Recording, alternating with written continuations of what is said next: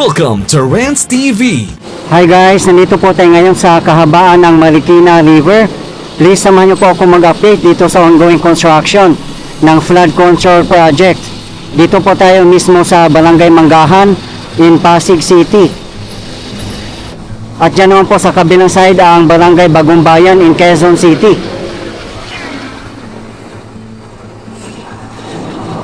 Ito po yung update natin today, April 30, 2026.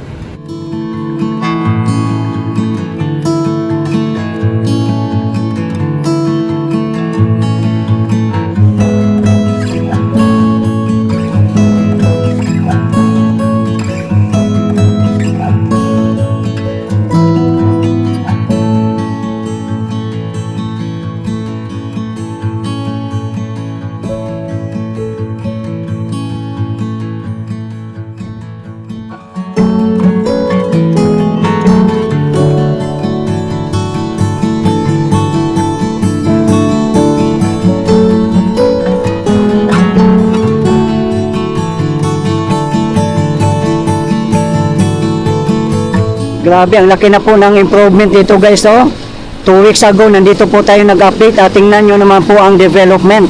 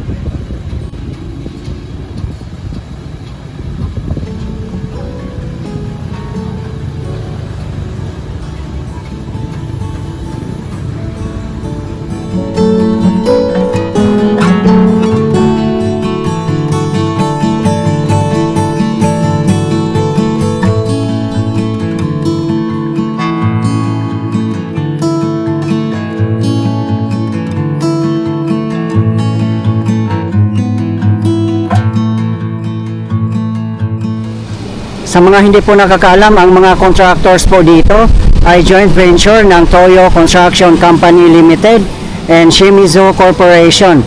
Sila po ay mga Japanese construction firms. Ang kabuuang project naman po from Marikina Bayan in Marikina City up to Barangay Manggahan in Pasig City ay funded po ng JICA o Japan International Cooperation Agency. Napakalaki po itong project guys kasi kabilaan po ito. Hindi lang po ito pambaha, kundi pasyalan na rin po natin. Magkakaroon po ito ng esplanade, river park, bike lanes, at iba pa.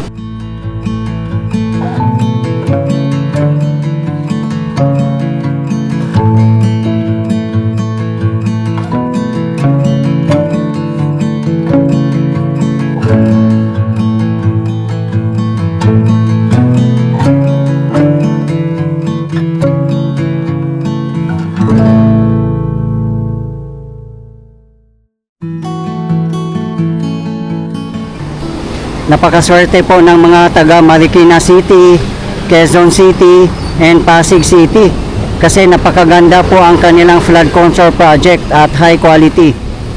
Kudos po sa national government, DPWH, LGU at sa lahat ng bumubuo ng Marikina River Flood Control Project. Dito na po tayo sa side ng Barangay Bagong Bayan, may Circulo Verde segment.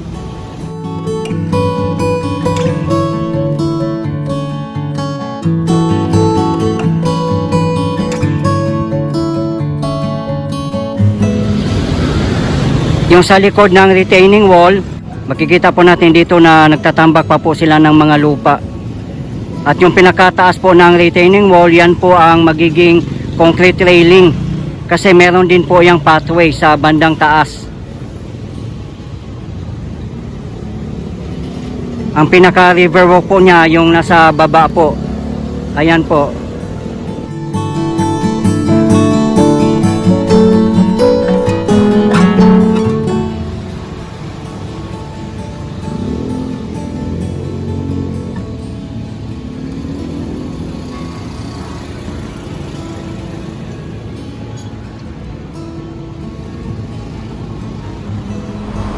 Ayan po ang F. Manalo Bridge. Hanggang ngayon po ay hindi pa po natatapos. Kamakailan lang ay bumisita po dito si Secretary Vince Dizon of DPWH and Mayor Vico Soto. Siguro po mga within this year ay magagawa na rin po ito. Meron din po kasi itong problema sa row or right of way dito sa side po ng Quezon City kung nasaan po tayo ngayon.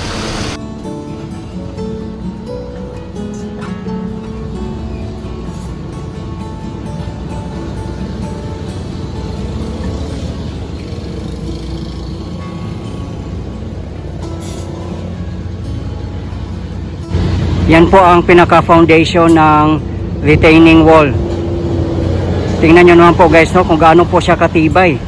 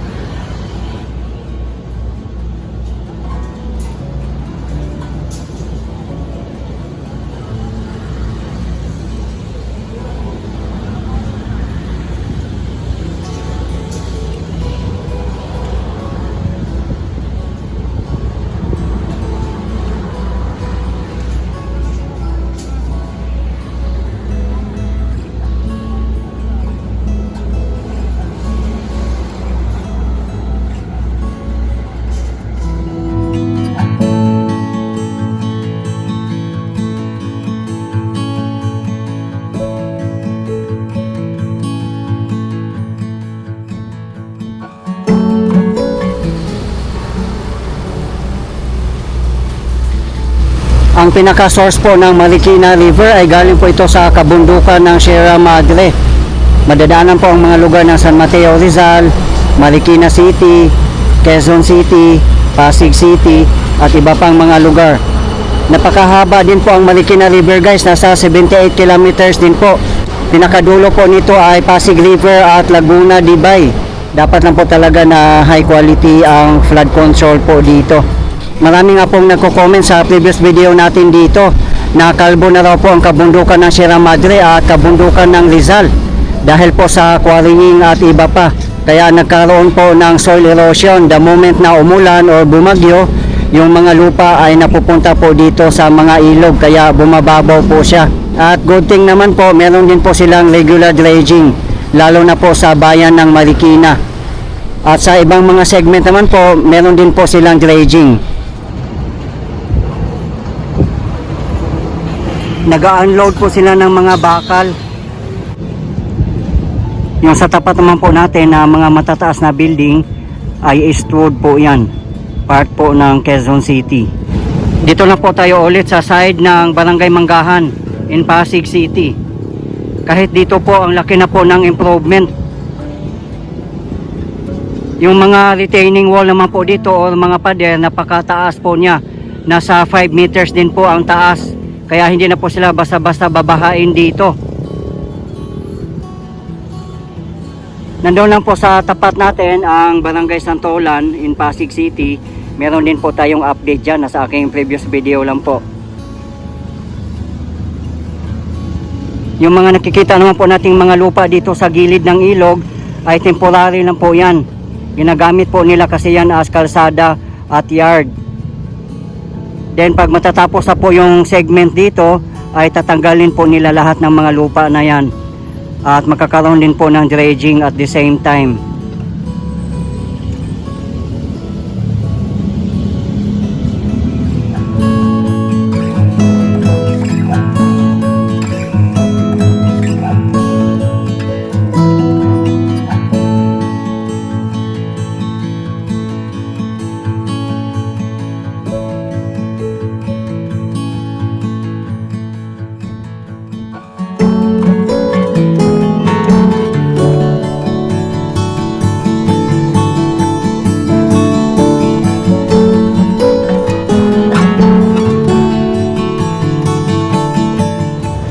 Ganon din po ang design dito. Yung pinakataas ng retaining wall ay concrete railing. Meron din pong pathway.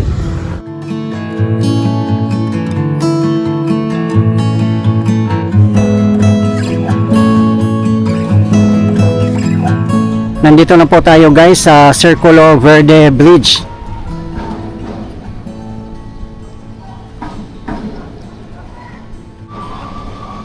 Wala na po tayong nakikitang mga workers dito. Kasi almost done na rin po dito.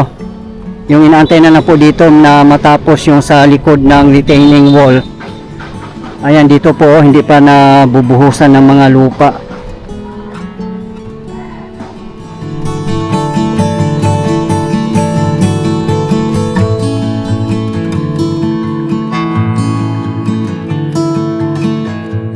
Yung pinakataas po ng retaining wall, yan po ay magiging concrete railing. At meron din pong pathway.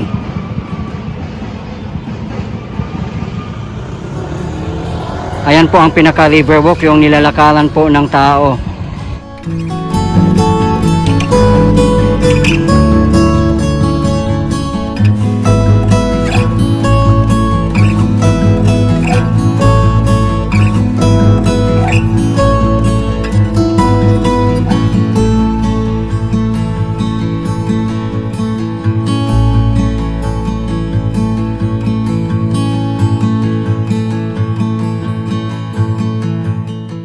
Mababaw po ang ilog ngayon. Ayan o, nakikita na po natin dito ang river floor.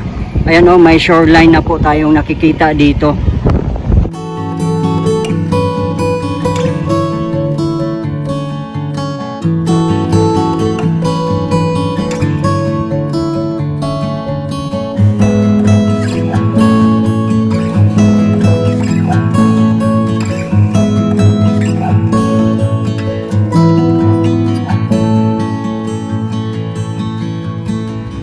Ayan po yung existing na flood control.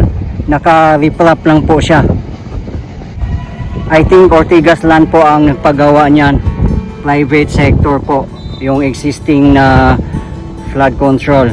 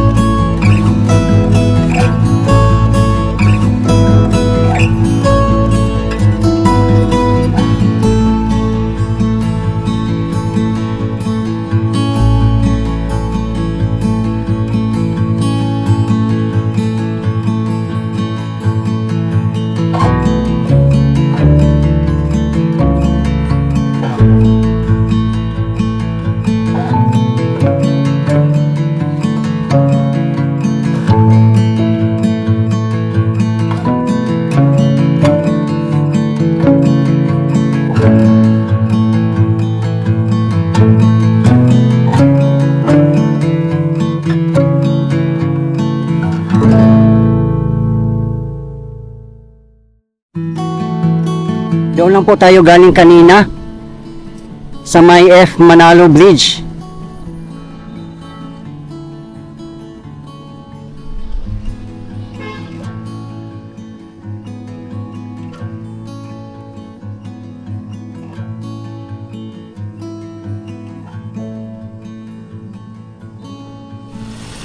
Ayan po, marami na rin pong mga workers nagtatrabaho dito. Sinisimula na rin po nila kasi dyan na lang po na portion ang hindi pa nagagawa ang retaining wall.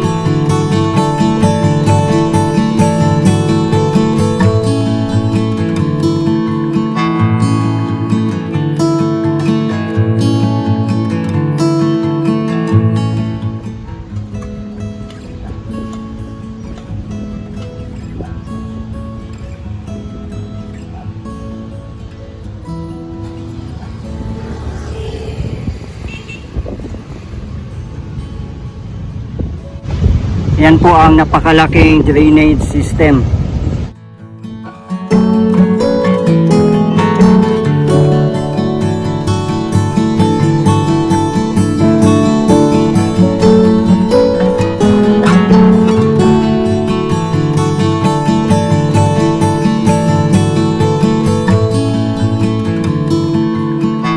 Ayan po sa tapat natin ang Manggahan Floodway.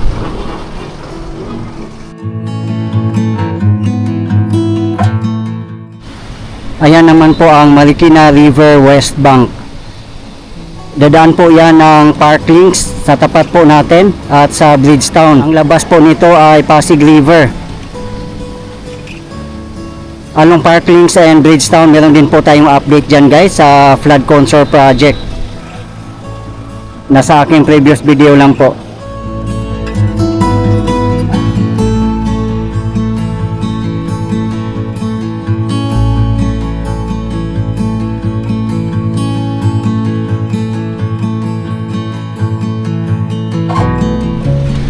Diyan po ang pinakadulo ng ginagawa po nila na flood control.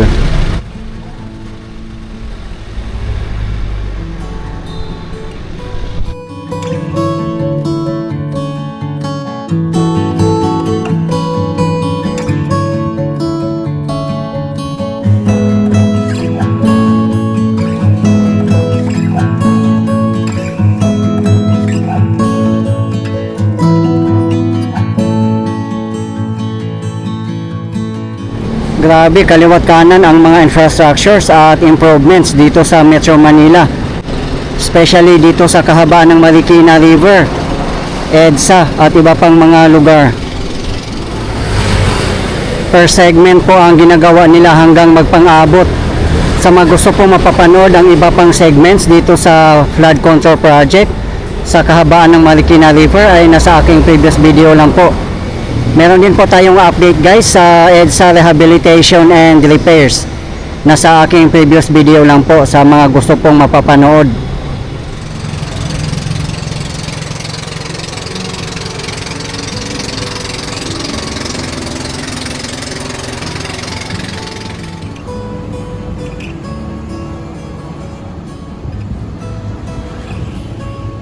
Makikita mo talaga dito na kumpleto sa mga machineries and equipments ang mga Japanese construction firms.